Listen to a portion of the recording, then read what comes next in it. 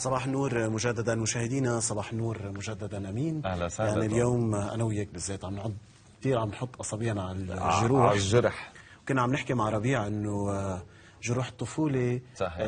ممكن تستمر معنا كل الحياه، وضروري نستبق قبل ما هالقد يعني تندمل او تصير معمقه بجسمنا وبنفسنا. شو رايك بالتنمر مثلا؟ حاجة صراحة انه نعانيه منها برشا توني، معناها خلينا نكونوا واضحين، لانه مجتمعاتنا فما حاجات مانيش قاعدين نحكيو فيهم، مانيش قاعدين نعالجوا فيهم، قاعدة المواضيع هذيك انه ديما مخبية او انه مخلينها بينات بعضنا، ماهيش محرمات، كانه محرمات، كانه ما احنا ما لازمش نحكيو عليها. في نفس الوقت هي مؤثرة جدا، وقداش من مرة يكون عندنا اخصائي نفسي او اجتماعي ونحكيو في هالمواضيع هذه ونقاوروا احنا اللي هي بالحق تاثر على الانسان من بعد كي يكبر. فلازم انه يكون فما توعية كبيرة، ولازم هي وصفة العار أو الستيغما ممكن تعزز بالضبط. هذه المشاكل الاجتماعية بالوقت اللي نحن بنفكر أنه عم بتعالجها. صحيح. بتعرف أمين وبيعرفوا مشاهدينا جيدا أنه وسائل التواصل الاجتماعي الأسبوع الفائت ضجت بخبر من يوركشاير ببريطانيا عن صبية محجبة تعرضت للتنمر، وطبعا وصلت قضيتها للقانون، وبعدها وقبلها كان تعرض خيها للتنمر أيضا بالمدرسة. نحن حبينا نضوي أكثر على هالخبر بتفاصيله ونسأل أخصائي قانوني عنه، هو طبعا محامي الولدين المعنفين، بمقابلة سجلت مسبقا منشوفها سوا.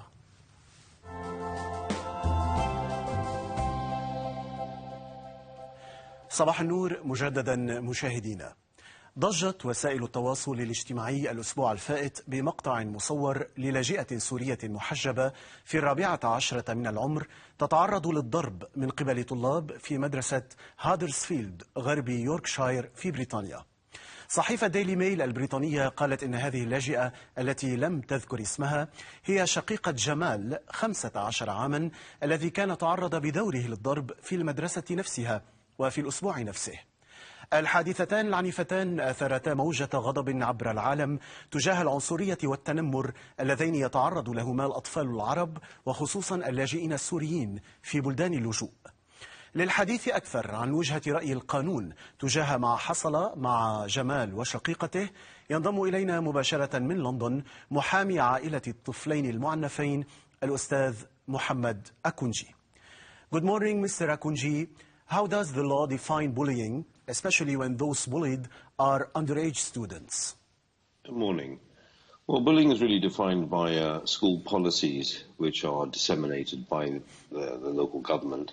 But the general definition is as a deliberately hurtful behavior which is repeated over time where it's difficult for those being bullied to defend themselves. So it's very straightforward definition.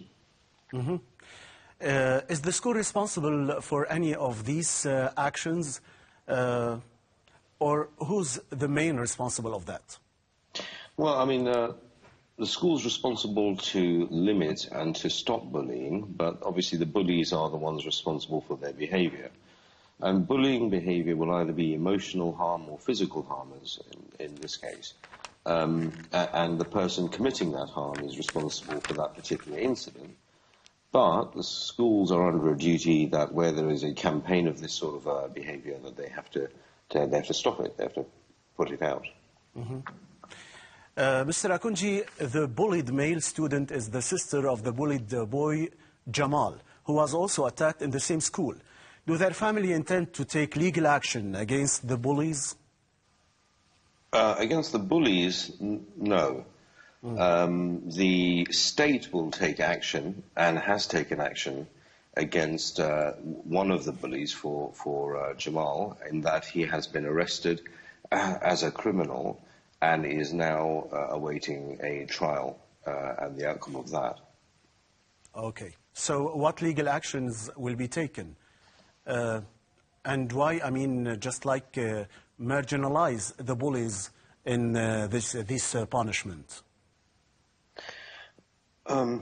Okay, so there are two sets of responsibilities here. There's the responsibility of the individual and how they behaved, and the bullies themselves. The way they behaved here was certainly criminal, in that it was an assault that they had committed, a direct physical, unwanted violence. So the state is responsible for taking anyone who engages in violence illegally to task and to put them through the criminal courts. But then there is a second set of responsibilities, which is by, one, the school themselves directly to stop the bullying, and two, by the local authority, because the children here who were the victims, they were vulnerable people, and the local authority, the council, owes a duty to make sure that vulnerable people don't find themselves in a situation like this. And our argument will be that both the school and the local council, the local authority, failed in their duty towards these children on these occasions. The bullied girl is said to be in a very bad mental health or shape. She even tried to harm herself. This story that was videotaped, and those who committed the abuse are being punished. But there are countless, stories all over the world, around the globe, of bullying, discrimination and prejudice, and do not get the same media coverage. What's your advice to the parents of the students facing similar abuse? Well, what's very important is that parents keep a very frank and open line of communication with their children. So the relationship with the parents needs to be open so that they even understand or know that bullying is happening. Often, children are often very embarrassed by bullying and they're ashamed by it. So it's not something that they will tell their parents, or even if they do, they'll only tell them when it becomes very, very bad and they can barely tolerate it. So the first message out of all of these situations is try and maintain that line of communication with your child, that bond of trust and openness, so that they feel comfortable telling you even the negative things that are happening to them in their lives. Do you think the system has failed social justice, and can it be compensated? Yeah, there's not really much doubt that the system had failed on this occasion. The school has been inspected by the government inspectors for many years, and on every indice it's always been on a very low standard and requiring improvement. It doesn't seem that, despite a change of the administration and the leadership of that school a couple of years ago, that doesn't seem to have made much difference. So there needs to be a very, very deep-rooted change to that school, and it can be compensated, and maybe bringing this type of negative attention to that school may go some way to helping the situation for the other students there. The compensation could be an amount of money, but I think the pain of the abuse has no price. Anyway, Mr. Mohamed Akunji, British lawyer, thank you so much for being with us.